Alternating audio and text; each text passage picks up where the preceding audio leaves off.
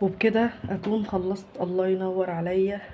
بسم الله ما شاء الله، وتوكلي على الله وهتخلصي حاجتك بسرعة بإذن الله. بصي، استعيني كده بالله وتوكلي على الله. لا حول ولا قوة إلا بالله العلي العظيم. اللهم صل وسلم وبارك على سيدنا محمد. بسرعة معلومة عن المشي عشان التلاجة مفتوحة، أنا خلاص الحمد لله رتبتها. الفحم ده ليا بيرو عشان خاطر تشيلي أي ريحة من التلاجة. الفحم بيشيل أي ريحة يا بنات. تمام، يلا بقى بسرعة عشان قبل ما سعود يشوف الفيديو ويخاف قوي على التلاجة وهي بصوا يعني مفتوحة كده. بس أنا بصراحة بسرعة يعني أهو. السلام عليكم ورحمة الله، ازيكم عاملين ايه؟ يا رب دايما تبقوا بخير وبصحة وسعادة. النهاردة بقى فيديو ان شاء الله كده هيشجعكم وينشطكم ويخليكم كده تقوموا تنضفوا التلاجة بتاعتكم. وزي ما اتعودنا نسمي بالله ونصلي على رسول الله. اللهم صل وسلم وبارك على سيدنا محمد.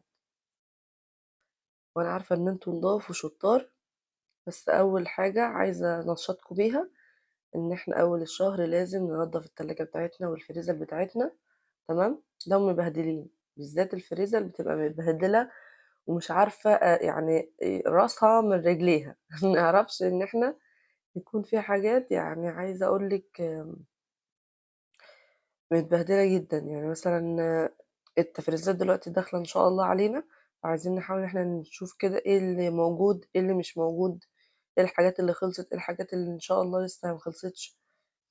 فإن شاء الله بصوا هنرتب التلاجة الأول، وبعد كده هنخش بقى كده على الفريزر نفضيها. طبعا أنا فضيتها الأول وبعد كده دخلت على التلاجة. بس عايزة قبل ما أبدأ الكلام معاكم أشكر المتابعين حبايبي اللي عزولي بجد. تسلمولي وربنا يخليكم ليا، ودايما دايما يعني تبقوا معايا كده ان الدعوة بتاعت بابا ان شاء الله توصل له. ربنا يا رب يرحمه ويغفر له. ان شاء الله كل فيديو باذن الله هحاول ان انا مش هحاول، يعني انا اكيد يبقى مثبت كده. ارحموا ابي رحمة واسعة. فمعايا انتوا معايا ان شاء الله. يا رب يا رب كل اللي عنده متوفي ربنا يرحمه ويغفر له يا رب، اللهم امين، ويغفر لامواتنا اموات المسلمين جميعا. نخش بقى على الفيديو. آه انا بقول لكم اصبروا استنوا شويه على ايه، على الفرشه اللي هي بتاعه الاسنان يا بنات، انا مخصصاها للتلاجة. الناس الجديده اللي داخله معايا اهلا وسهلا بيكم، نورتوني. هتعرفوا ازاي انا مخليه اصلا فرشه للي هي للتلاجة، للفتحات بتاعه الفريزر، الجلده بتاعه التلاجة من الجنب. كل ده هتشوفيه في الفيديو، هتستفادي ان شاء الله. كملي الفيديو وحطي لي لايك حلو منك وكومنت كده تشجعيني. ورحمة واسعة على أبي. آه الجلادات ديت طبعا في ناس ما ينفعش ان هم يحطوا جلادات، ما بيرضوش او بيخافوا. بس عايزه اقول لكم الجلادات دي كلها خفيفه جدا، بتبقى مخصصه اصلا للتلاجة، بتجيبيها من الادوات المنزليه. عايزه اقول لك ولا تخافي ولا تقلقي، الحاجات دي بتدي منظر حلو جدا جدا للتلاجة. طبعا انا اختي سالت عليها جايباها من فين يا بيرو. برضه ولاد عمي بيسألوني عليها شكلها حلو. طبعا في من ولاد عمي يقولوا لي لا احنا عندنا مثلا بنت عمي قالت لي انا بتاع التلاجة جه وخاف وقعد يقول لي شيليها، وهي اصلا ما فيهاش خطورة خالص جدا. هي بتدي منظر للتلاجة حلو وفي نفس الوقت خفيفة، خفيفة جدا. اصل هي مش هيعملوها حاجة تقيلة يعني عشان خاطر يضروا التلاجة، لا هما بيعملوها حاجة خفيفة جدا. مجرد بس تدي منظر حلو للتلاجة، بدل ما تحطي بقى ايه يعني تخلّي كده التلاجة كده سادة كده فاضية، وبجد بتتبهدل على طول، ما بتاخدش معاكِ أسبوع كده وتلاقي التلاجة اتبهدلت. بس عايزة أقول لِك لو أنتِ ما بتحطيش مفرش ومش عايزة، خلاص أنا مش هاغصبِك على حاجة زي كده، تمام؟ طبعًا كل واحد عنده يعني رأي والرأي يُحترم. فأنا هاقول لِك جيبي بخاخة مَيّة وصابون ورغاوي، وحُطّي شوية خَل فيهم. هتجيبي صابون سايل وخَل وتجيبي شوية كربونات وكده، ورُجّي كويس أو قلّبي كويس كده في البولة أو في معيار كده وصُبّيهم في البخّاخ. يا سلام! كل أسبوع نضّفي بالبخّاخ دوّة التلاجة من غير ما تشيلي كل الرفوف بقى والكلام ده كلّه. أنا شِلت معاكم الرفوف وضبّطت الدنيا والفريزر عشان خاطر أنا كنت سايبة التلاجة، يعني فحرفيًا كنت عند بابا الله يرحمه رحمةً واسعة. فكنت عنده بقى، كنت عنده إن أنا يعني بايتة عندهم وكده، فالتلاجة كانت بُصّوا حرفيًا بقى إيه، ما أعرفش كان في كده شهر كده من الشهور في فراشات طايرة، ما أعرفش في فراشاية كده دخلت التلاجة صغيّرة كده، لمّا غسلتها من تحت كده لقيت في فراشة موجودة، ما أعرفش في إيه، حسّيت في فتافيت وبهدلة جدًا في التلاجة، متبهدلة جدًا، عايزة أقول لكم الحمد لله بقت تبرق ما شاء الله واتنضفت كويس، فحاولت إن أنا لازم أشيل بقى كل الرفوف واغسلها غسلة كده محترمة معاكم، ويالّا لو أنتم مش متنشّطين كده أو حد كده عاوز يغسل التلاجة ويتنشّط يالّا هيقوم إن شاء الله ويتنشّط. بس كده يا بنات، فعايزة أقول لكم البخاخة والحتّة اللي أنا قُلت لكم عليها تعملوها ديّة، هتعملوها كل أسبوع أو كل أسبوعين. كل أمّا تجيبي مثلًا في ناس بتجيب مثلًا في الشهر بتقسم المصروف لأسبوعين، كل أمّا تجيبي مثلًا البيض والجبنة والكلام ده كلّه، ادّي تلميعة للتلاجة، التلاجة روح ال المطبخ، عايزة أقول لِك زي مثلًا زي ما بيقولوا لِك كده الreception روح البلكونة، يعني لمّا يكون في مثلًا بلكونة بتبقى الreception كده روح، ولازم الشقة تبقى نضيفة reception. أمّا بقى اللي هو المطبخ، التلاجة نروح المطبخ، لازم تبقى نضيفة، أصل أنتِ ما تبقيش نضيفة ومرتبة من برّه والتلاجة بتاعتِك يعني عايزة أقول لِك آسفة في الكلمة، عفانة، معفنة ومبهدلة ومش متنظمة وفيها أطباق ما لهاش لازمة، لازم تجيبي فيها كده خصّصي برضه ليها، يعني إن شاء الله بإذن الله هاحاول إن أنا أجيب لكم كده منظمات، عشان أنا عندي بصراحة مش شبه بعض.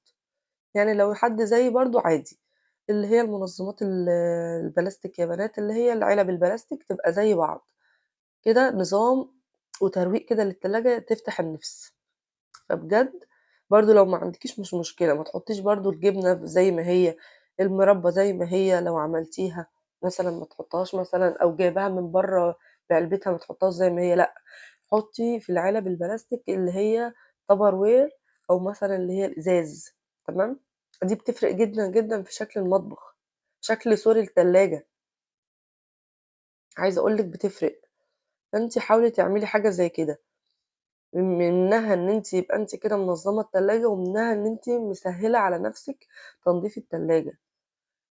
أنا عايزة أقول لِك ما تصعّبيش على نَفْسِك الوقفة في المطبخ ولا الشغل في المطبخ، كل حاجة إن شاء الله ب ب ب بما يرضي الله وتوكيل ربنا إن هي سهلة وبسيطة، فاهماني؟ حُطّي في دماغِك كده. عايزة أقول لِك برضه ادّي للمطبخ طاقة ولتلاجتِك ومن برّه كده تلاجتِك حاجة كده أنتِ بتحبيها، صور مثلًا ليكِ أنتِ وزوجِك وولادِك، شوية فراشات زي أنا اللي باغسلهم دُولة، ادّي كده الحاجة اللي بتعمليها روح، يبقى منظرها حلو، تمام؟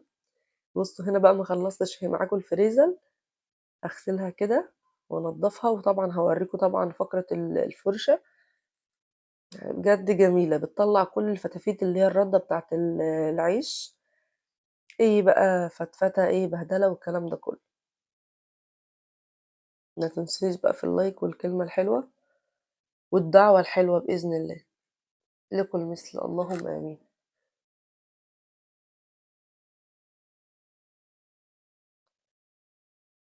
بس أنا بدأت إن أنا بُصّوا أشطف بالقماشة ديّة وفي نفس الوقت كمان هاعقّم، زي ما قُلت لكم البخاخة فيها مَيّة وخل وصابون هاعقّم برضه. طبعًا أنا باعمل التركيب بحرص عشان خاطر بُصّوا لا قدّر الله ما يحصلش فيها كسر والّا حاجة، بالراحة.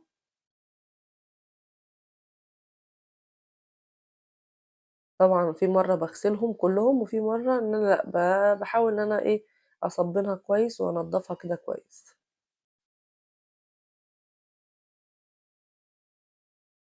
بس ما تزعلوش منّي بقى لو أنا أخّرت الفيديوهات يا بنات عشان خاطر والله يعني أنا برضه مش أحسن حاجة، نفسيتي لسه مش أحسن حاجة، فباحاول إن أنا أبقى معاكم منتظمة والله وما أقصّرش معاكم عشان خاطر نتشجّع ونتنشّط كده مع بعض ونقوم نخلّص كل اللي ورانا في البيت، ونحس إن شغل البيت سهل وبسيط، يعني بإذن الله، بإذن واحد أحد يبقى الشغل بالنسبة لنا سهل وبسيط.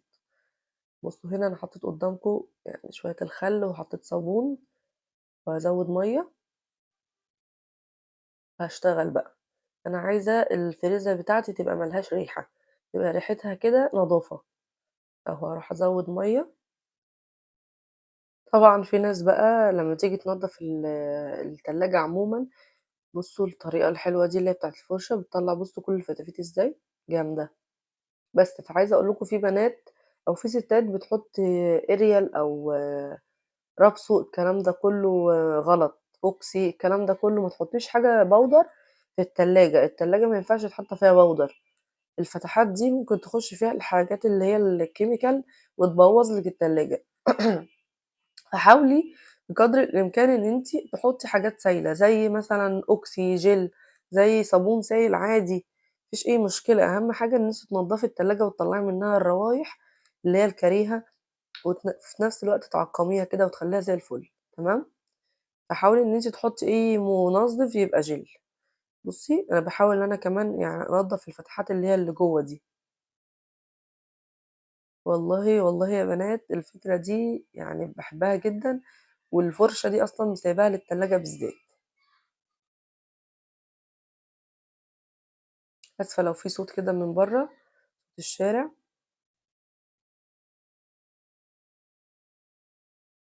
قماشة بقى نضيفة كده، غير القماشة اللي أنتِ كنتِ شغّالة بيها بتنشفي بتشطفي بيها، لأ دي قماشة نضيفة كده،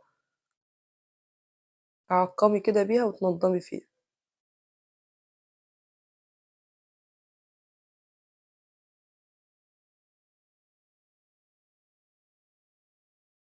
بُصّوا اللهم بارك، قولوا لي بقى النضافة والحلاوة ديّة يعني لسه جايباها اللهم بارك، عسل. بس كده أنا خلّصت كمان الفريزر، هاخش بقى على إيه التلاجة. عايزة أقول لكم الدرج بتاع اللي هو الصحارة اللي هو بتاع التلاجة ده يا بنات بيتحط فيه اللحوم، لو اللحوم متلجة، أسماك، أنا بصراحة باحط فيه الجبن. وبيتهيأ لي برضه بيتحط فيه الجبن، تمام، فأنا بصراحة ما شِلتهوش خالص، مش كسّلت لأ، حسّيت إن أنا كده مش عايزة أضيّع وقت، أنا صاحية بدري، قُلت أخلّص بسرعة كده عشان أشوف هاعمل إيه تاني.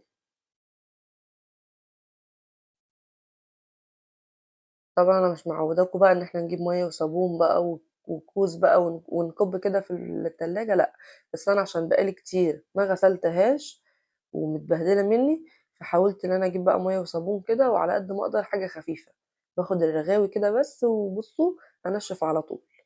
عشان أنا بتاعتي عند والدي ربنا يرحمه ويغفر له يا رب، كنت باجيب بقى مَيّة وصابون دي غلطة منّي، وأنا طبعًا اتأسفت جدًا لوالدتي إن طبعًا التلاجة بتاعتنا صدِّت من كتر المَيّة والصابون والرغاوي اللي أنا كنت باعملها، كنت باشطف كده بطريقة كده يعني عايزة أقول لكم غباء منّي بصراحة، مَيّة وصابون كده وكنت أشطف، لأ ما ينفعش إن إحنا نعمل كده، نحاول إن إحنا ننشّف على طول عشان خاطر من تحت بيبقى التلاجة أنا حبيت مقابلة اوريكم للصدى. الفريزر ما شاء الله اللهم بارك. رتبت الحاجه اللي انا عاوزاها، الحاجات اللي ادمت عندي زي ورق العنب، زي مثلا اللي هو الكريب مثلا نشف عندي والكلام ده كله برميه. بحاول ان انا ارمي الحاجات اللي ملهاش لازمه.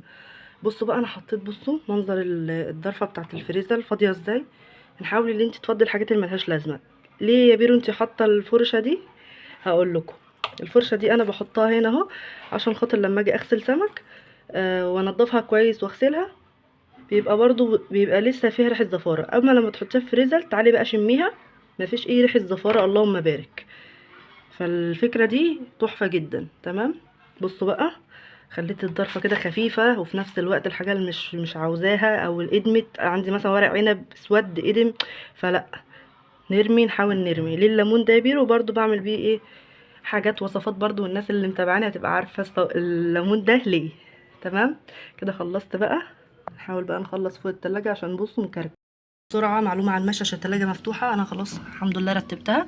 الفحم ده ليه يا بيرو؟ عشان خاطر تشيلي اي ريحه من التلاجة. الفحم بيشيل اي ريحه يا بنات، تمام. يلا بقى بسرعه عشان قبل ما سعود يشوف الفيديو ويخاف قوي على التلاجة وهي بصوا يعني مفتوحه كده. بس انا بصراحه بسرعه يعني اهو. اللهم صل وسلم وبارك على سيدنا محمد. بصوا التلاجة بقت زي الفل اللهم بارك، ربنا يا رب يدينا الصحة ونعمل في بيوتنا كده ما نهملش فيها أبدا. أنا بقى مرضتش إن أنا بصوا يعني أغرق الدنيا، لأ حاولت إن أنا أعقم كده من فوق وبشوية رغاوي كده ألم كده التراب اللي فوق، طبعًا كلّها كانت مليانة تراب والمفرش اللي أنا غسلته أصلًا كمان متطرّب، فبدأت كمان إن أنا أغيّره. وعايزة أقول لكم النصيحة بتاعة الفحم دي حلوة جدًا، جدًا يا بنات، ستات وبنات اللي بيتفرّجوا عليَّ بجد، بجد هتستفادوا إن أنتِ لو حطيتِ كده قطعتين فحم كده في كوباية بلاستيك، علبة بلاستيك مثلًا اللي هي بتاعة الآيس كريم خلصت تحطيها، تمام، طبق مش عاوزاه حطي فيه الفحمتين دول وحطيهم في التلاجة، بجد يضيّعوا لِك روايح في التلاجة. ما يخلّوكيش ريحة التلاجة كده بعد ما تنضّفيها ريحتها كده فيها ريحة، زي ريحة الأكل مثلًا اللي أنتِ مش حاباها مثلًا تبقى في التلاجة كده، بنبقى حابين إن التلاجة ريحتها كده تفتحيها نضافة، ما يبقاش فيها ريحة، تمام. بس خلّصت كمان فوق التلاجة ونظّمتها كده وضبّطتها، آجي بقى هنا على شوية الصابون ده أحط شوية خَل وأنضّف بقى المنظر من برّه كده، دي أحلى فقرة أنا باحبها على قلبي إن أنا أنضّف الفقرة كده الأخيرة دي، باحس إن أنا أنجزت بصراحة. وخلاص باكون رصيت كمان الحاجة من جوّه وشغّلتها، عشان بقى لو عندِك حاجة متلجة والّا حاجة ما تفُكِّش منِّك، ما ينفعش إن هي تتفك كده وترجع تتجمد تاني، بالذات اللحوم بقى والفراخ، وأنا حاولت إن أنا أصلًا أنضّف قبل الشهر، قبل كده ما سعودي يكون قبض أكون نضّفت عشان خاطر لمّا أجيب الجبن، أجيب اللحوم، أي حاجة من حاجات الشهر، تبقى الدنيا كده عندي زي الفل بإذن الله. بس كده عقّمت بقى وشطفت ونظّمت كده الدنيا، ما تنسونيش بقى في لايكات كده حلوة منكم. ولازم تخلّي روح حلوة كده على التلاجة زي ما قُلت لِك، منظر كده حلو شكله يدّي منظر كده حلو في المطبخ. بكده أكون خلّصت الفيديو معاكم، وإن شاء الله فيديو جديد وروتين كده إن شاء الله يشجعكم. باي.